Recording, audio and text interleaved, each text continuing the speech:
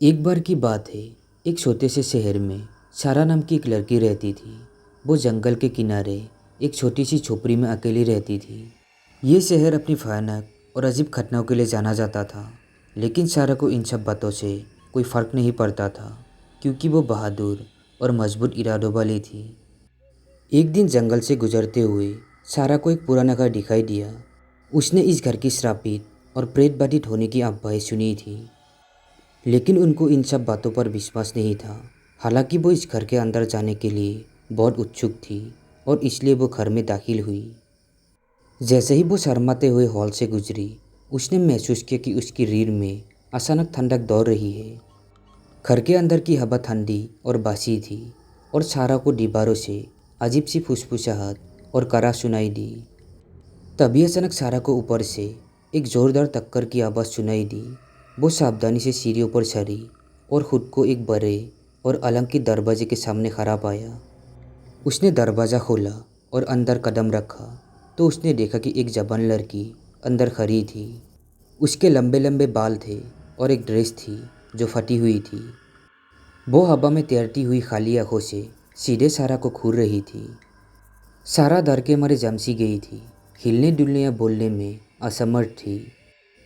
तभी उस दूसरी लड़की के मुंह से अचानक एक खून से लथपथ चीख निकली और सारा ने महसूस किया कि वो खुद को ज़मीन से उठाकर दीवार के खिलाफ फेंक रही है। वो एक झटके से ज़मीन पर जा गिरी और फिर उसके बाद सब कुछ काला हो गया। जब सारा को होश आया तो वो अपने बिस्तर पर वापस अपनी कुटिया में लेटी हुई थी। वो याद करने की कोशिश कर रही थी कि क्या हुआ था। क्या वो सिर्फ एक बुरा सपना था? उसे जल्दी से एहसास हुआ कि ऐसा नहीं था, क्योंकि उसके कपड़े अभी भी फटे हुए थे और दीवार से टकराने के प्रभाव से उसके शरीर में दर्द हो रहा था। सारा ये पता लगाने के लिए उत्सुक थी कि उसके साथ क्या हुआ था, इसलिए वो उस पुराने घर में वापस लौट आई। वो सावधानी से उस कमरे में दाखिल हुई जहाँ वो लड़की मिली थी और फर्श में एक छिपा हुआ जाल पाया। वो सीढ़ियों से नीचे उतरी और खुद को एक अंधेरे तहखाने में पाया। जैसे ही उसने तहखाने में गहराई तक अपना रास्ता बनाया, उसने खुद को एक बार फिर उस भूतिया लड़की के सामने पाया।